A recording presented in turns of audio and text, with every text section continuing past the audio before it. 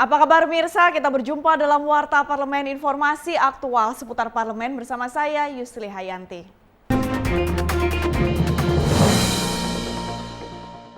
DPR RI menegaskan korupsi merupakan kejahatan luar biasa yang dapat merongrong kehidupan bernegara dan generasi muda.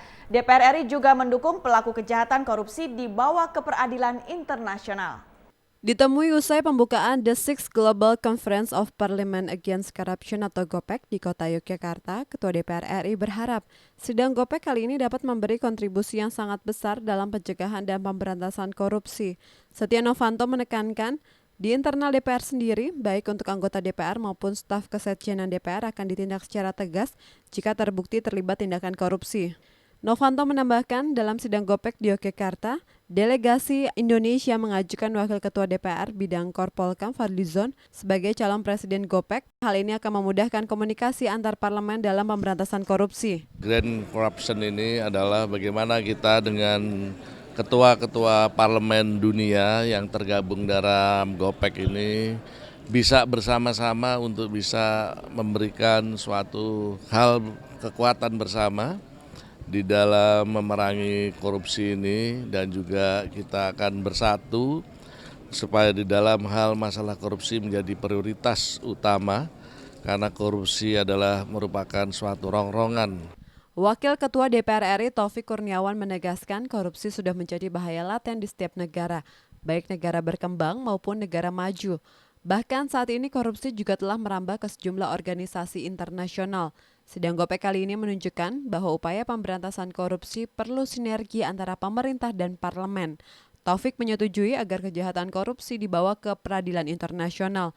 Teman-teman semacam ini sangat penting karena semangat pemberantasan korupsi kan tidak hanya dilakukan oleh eksekutif dari suatu negara, tetapi juga didukung penuh oleh legislatif dari masing-masing negara yang tergabung dalam parlemen dari setiap negara itu. Karena parlemen ini adalah sebagian besar dipilih oleh rakyat yang ada di negara mereka. Ya. Dari kota Yogyakarta, Bayu dan Iqbal, TV Parlemen melaporkan. Segenap komponen bangsa harus optimisme dalam menghadapi tantangan pasar bebas ASEAN yang mulai berlaku pada penghujung tahun 2015. Dengan atau tanpa program masyarakat ekonomi ASEAN, Indonesia tetap harus siap untuk menghadapi tantangan globalisasi. Hal itu ditegaskan Wakil Ketua DPR RI Koordinator Bidang Ekonomi dan Keuangan Taufik Kurniawan saat membawakan materi pada acara hearing dalam rangka Temu Administrator Muda Indonesia 2015 di Fakultas Ilmu Sosial dan Ilmu Politik Universitas Diponegoro Semarang baru-baru ini. Hearing yang mengangkat tema upaya pemanfaatan Asian Community 2015 untuk mendukung kemajuan daerah. Ini diikuti oleh perwakilan mahasiswa dari 24 universitas dari seluruh Indonesia.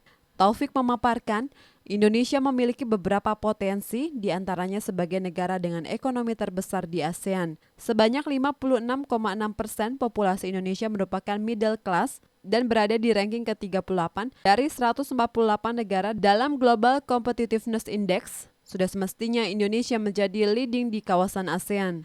Tadi kita sudah menyampaikan di komunitas ASEAN itu ada 3 klaster ya.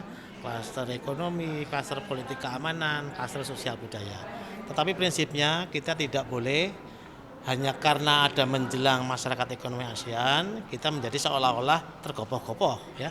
Tetapi tanpa masyarakat ekonomi ASEAN pun, tanpa ASEAN Community sekalipun, kita juga harus dipacu ya secara self motivation ya sebagai bangsa.